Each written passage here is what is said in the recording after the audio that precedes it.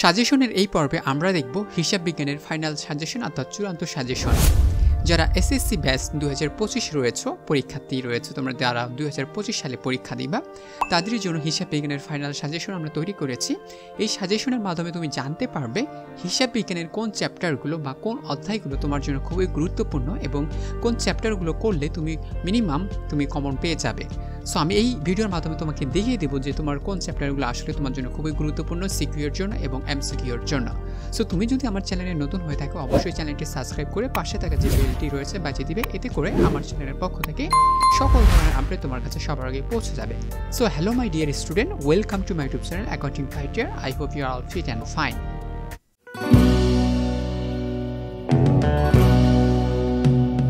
তো dear student, দেখো সৃজনশীল যে অধ্যায়গুলো পড়লে 100% অর্থাৎ 100% তুমি কমন থাকবে, অতিরিক্ত না পড়ে যে চ্যাপ্টারগুলো পরীক্ষার জন্য খুবই গুরুত্বপূর্ণ তা পড়লেই কমন পাবে। অর্থাৎ তোমাকে অতিরিক্ত চ্যাপ্টারগুলো পড়তে হবে না, তোমাকে জাস্ট যে চ্যাপ্টারগুলো খুবই গুরুত্বপূর্ণ সেগুলো তুমি যদি রাত্রে কভার করো অথবা 2 দিন 1 দিন আগে যদি কভার করে যাও তাহলে তুমি 100% কমন পাবে এবং তুমি একটা ভালো রেজাল্ট তৈরি করতে পারবে।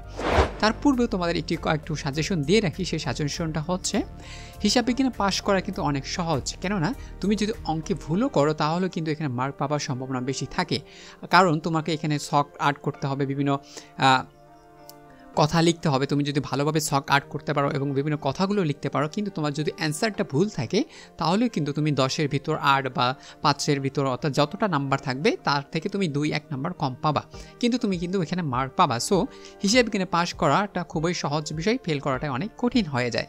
সো এখন বিষয়টা হচ্ছে মান বন্টন ও পাস মার্ক নিয়ে কথা। সো হিসাব বিজ্ঞানে মোট মার্ক থাকবে সেটা হচ্ছে 100 মার্কের পরীক্ষা হবে। 100 মার্কের ভিতর থাকবে সেটা হচ্ছে লিখিত থাকবে, সেটা হচ্ছে 70 মার্ক। আমি তোমাদের যদি হাইলাইট করে দেখাই তাহলে একটু বুঝতে পারবে। সো দেখো, লিখিত মার্ক থাকবে সেটা হচ্ছে 70 মার্ক। এই 70 মার্কের ভিতর তুমি যদি পাস করতে চাও তাহলে তোমাকে অবশ্যই 23 পাইতে হবে। সো 23 কিন্তু তুমি জাস্ট মাত্র দুটি সৃজনশীল দিলেই তুমি কিন্তু পেয়ে যাচ্ছ, মাত্র 3 মার্ক তোমাকে যে কোনো জায়গা থেকে লিখে দিলেই হবে। সো মাত্র তুমি কিন্তু পাস করা, দেখো কত সহজ। আবার নৈবেত্তিক হবে 30 মার্কে। এই 30 মার্কে তুমি যদি পাস করতে চাও তাহলে তোমাকে অবশ্যই 10 পেতে হবে। সো আশা করি তোমরা মার্ক ডিভিশন নিয়ে তোমরা পরিষ্কার হয়ে গেছো, তোমাদের এখানে কোনো ধরনের আর ভুল হওয়ার সম্ভাবনা নেই। তারপরও আবার জানিয়ে দিচ্ছি, সৃজনশীল থাকবে হচ্ছে 11টি প্রশ্ন, অর্থাৎ তোমাকে মোট প্রশ্ন দেওয়া হবে 11টি, তার থেকে তোমাকে অ্যান্সার করতে বলা হবে 60টি। এই 60টির ভিতর আবার 2টি বাধ্যতামূলক থাকতে হবে, তার মানে তুমি অ্যান্সার করতে পারবা 5টি, যে কোনো তোমার যেটা ভালো লাগে এমন ধরনের প্রশ্ন তুমি 5টি অ্যান্সার করতে পারবা। আর 2টি থাকবে, এই 2টি তোমাকে বাধ্যতামূলক দিতেই হবে। এখন কারা দিবে? যারা A+ পেতে চায় বা ভালো মার্ক তুলতে চায় তারাই দিতে পারবে। এখন ধরো যার কমন পড়েনি এই 2টি বাধ্যতামূলকের ভিতর, তাহলে তো সে দিতে পারবে না, তাহলে সে কিন্তু বাকি 5টি প্রশ্নের উত্তর করতে পারবে। কিন্তু যে 60টি অ্যান্সারই করতে চায় অর্থাৎ যে 60টি প্রশ্নের উত্তর দিতে চায় তাহলে কিন্তু তাকে এই 2টি বাধ্যতামূলক দিতে হবে। তাহলে তোমাকে জানতে হবে যে 2টি বাধ্যতামূলক প্রশ্ন দিতেই হবে, আসলে সেই অধ্যায়টা কী বা সেই অধ্যায়ের নামটা কী বা চ্যাপ্টারের নামটা কী, যেটা থেকে 2টি প্রশ্ন কমন থাকে। তার মানে তুমি দেখো এখানে যদি তুমি 2টি প্রশ্ন দাও তাহলে তুমি কিন্তু 20 পেয়ে যাচ্ছ, তাহলে মাত্র একটা চ্যাপ্টার তুমি কমপ্লিট করলে 2টি প্রশ্নের উত্তরে দেওয়ার মাধ্যমে তুমি 20 মার্ক পেয়ে যাবা। এর থেকে সহজ আর কোথায় তুমি পাবা। দেখো তারপরে রয়েছে বহু নির্বাচনী, অর্থাৎ বহু নির্বাচনীর জন্য কোন কোন চ্যাপ্টার তোমাকে গুরুত্ব দিতে হবে এবং কিভাবে পড়তে হবে সেটাও আমি তোমাদের দেখিয়ে দেবো, just wait and C.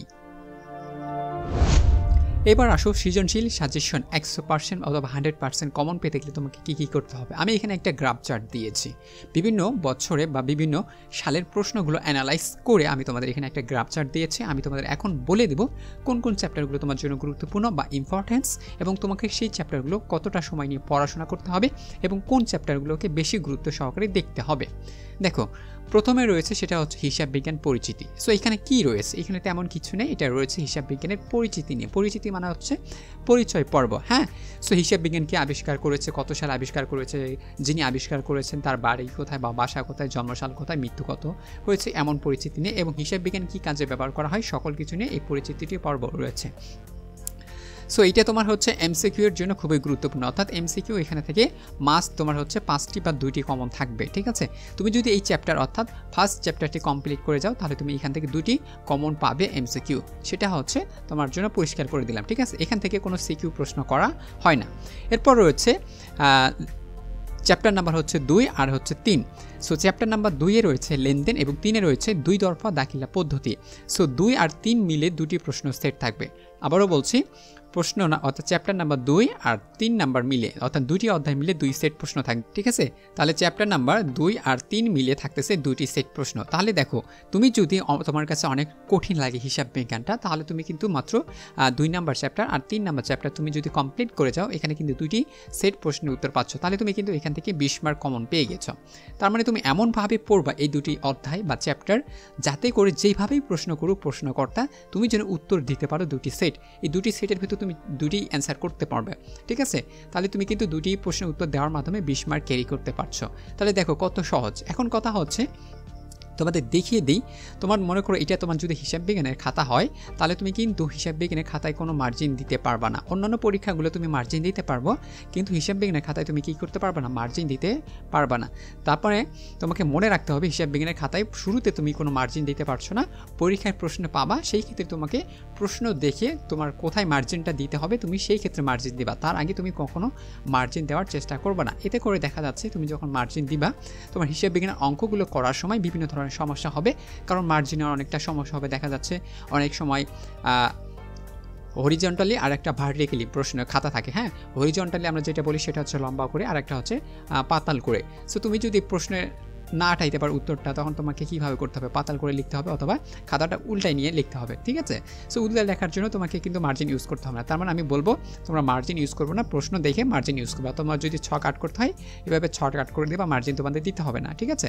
So এইভাবে ছক, তুমি যদি এখন ছকগুলো সুন্দর করে আট করতে পারো, অর্থাৎ তোমার যে ছকগুলো রয়েছে পরীক্ষার বা অঙ্কের ভিতরে, এই ছকগুলো করার মাধ্যমে তুমি কিন্তু নাম্বার পেয়ে যাবা। হ্যাঁ, তোমার যদি অঙ্কের অ্যান্সারও ভুল থাকে এখানে, তাহলে তোমার নাম্বারটা মাত্র 1 বা 2 নাম্বার কেটে নেবে। বাট তুমি যে এইগুলো অঙ্ক করেছো, আগেরগুলো সঠিক রয়েছে এবং ছকগুলো সুন্দরভাবে করেছো, তোমার এইগুলো সকল কিছু প্রশ্নের উত্তর সঠিক রয়েছে, তাহলে তুমি কিন্তু মার্ক পেয়ে যাচ্ছ।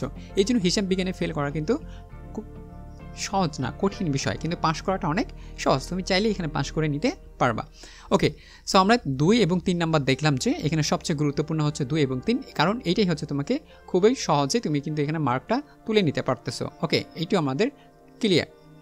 এরপর দেখো, সেটা হচ্ছে 3 এবং 4 নাম্বার রয়েছে। আচ্ছা সরি, 3।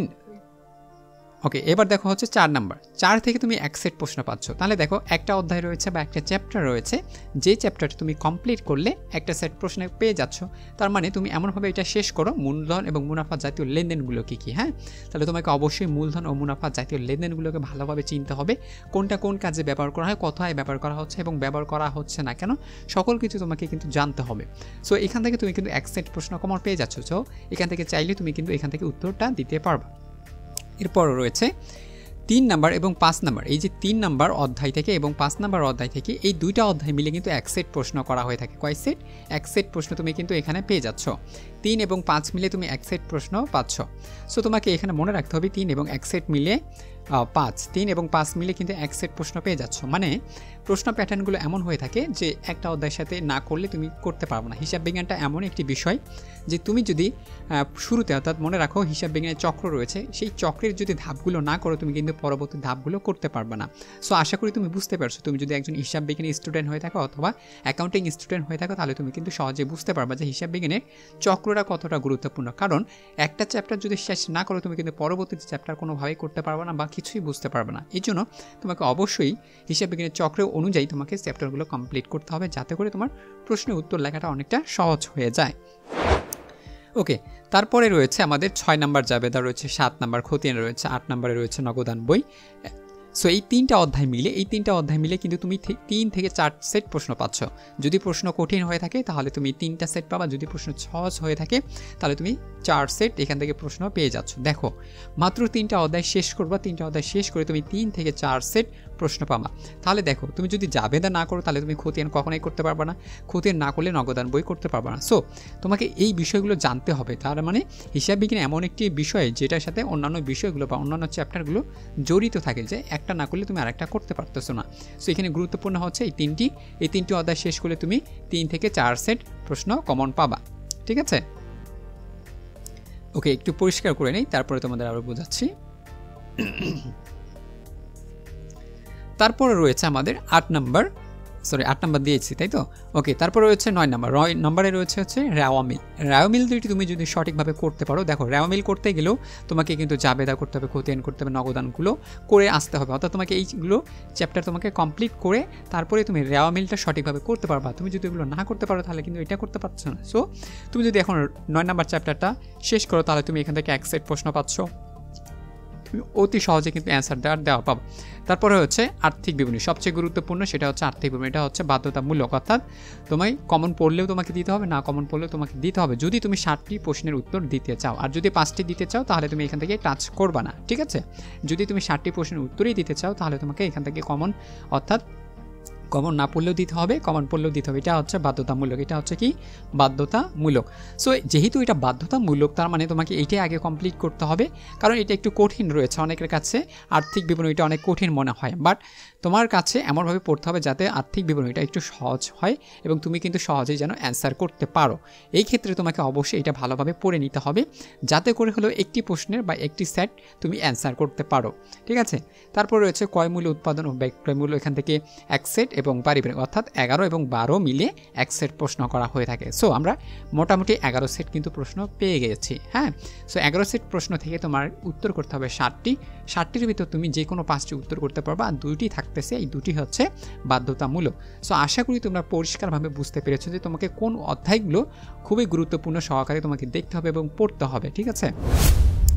সো এবার আসি, সেটা হচ্ছে এমসিকিউ। এমসিকিউ এর জন্য তোমাকে কি করতে হবে? দেখো, এমসিকিউ হচ্ছে এমন একটি বিষয়, যে বিষয়ে তুমি যদি বোর্ড বই রিডিং না পড়ো, তুমি যদি গাইড সলিউশন এগুলো করো, সেখান থেকে তুমি 50% কমন পাচ্ছ। অর্থাৎ তুমি যদি বোর্ড বই না পড়েও বিভিন্ন গাইড বা টেস্ট পেপার বা বিভিন্ন সাপ্লিমেন্ট মডেল টেস্ট এগুলো যদি কমপ্লিট করো তাহলে তুমি 50% কমন পাবে। কিন্তু তুমি যদি 100% কমন পেতে চাও, আবারও বলছি, তুমি যদি 100% কমন পেতে চাও তাহলে তোমাকে অবশ্যই বোর্ড বইয়ের A to Z পড়তে হবে, তাহলে তুমি 100% কমন পাবে। প্লাস তোমাকে গাইড পড়তে হবে যদি গাইড থাকে, যদি সাপ্লিমেন্ট থাকে তাহলে ভালো কথা। মডেল টেস্ট যদি কমপ্লিট করতে পারো কমপ্লিট করো। টেস্ট পেপার এবং বিগত সালে যে প্রশ্নগুলো রয়েছে, আবারও বলছি, বিগত সালের প্রশ্ন থেকে মোটামুটি 10% কিন্তু কমন থাকে। তুমি যদি বিগত সালের প্রশ্নগুলো কমপ্লিট করো তাহলে তুমি 10% কমন পাবা। এই গাইড এগুলো সলিউশন করলে হচ্ছে তুমি 40% কমন পাচ্ছ মোটামুটি। এবং তুমি যদি টেক্সট বুক পড়ো, প্রতিটি চ্যাপ্টার খুব ভালোভাবে পড়ো, তাহলে তুমি কিন্তু পাচ্ছ 50% কমন। অর্থাৎ 100% কমন পেতে গেলে তোমাকে আমি যেগুলো বললাম এই কথাগুলো তোমাকে মানতে হবে এবং ভালোভাবে প্রিপারেশন নিতে হবে, যাতে করে তুমি 30-এর ভিতর 30 পেতে পারো, অথবা 30-এর ভিতর 25 যেন তোমার এমসিকিউ আটকানো থাকে, ঠিক আছে? 25টা পেলে তুমি যদি এমসিকিউ 25 পাও আর ওইদিকে যদি ভালো মার্ক তুলতে পারো, 70-এর ভিতরে 60 বা 55 এমন একটা তুলতে পারো, তাহলে তুমি একটা ভালো রেজাল্ট গেইন করতে পারবে। সো তুমি যদি একটা ভালো রেজাল্ট গেইন করতে চাও তাহলে তোমাকে অবশ্যই এই সাজেশনটা ফলো করতে হবে, must be. So dear student, যদি সাজেশনটি ভালো লেগে থাকে অবশ্যই বন্ধুদের সাথে শেয়ার করো, চ্যানেলটি একটু সাবস্ক্রাইব করে দাও, যাতে করে আমি তোমাদের জন্য আরও ভালোভাবে ভিডিও তৈরি করতে পারি। একটু লাইক করে দাও, একটু কমেন্ট করো, যাতে করে আমারও একটু মোটিভেট হয় এবং আমি তোমাদের জন্য আরও ভালো ভালো কাজ করতে পারি। সো ডিয়ার স্টুডেন্ট, ভালো থাকো, সুস্থ থাকো। পরবর্তীতে কোনো একটি চ্যাপ্টার নিয়ে অবশ্যই দেখা হবে তোমাদের জন্য।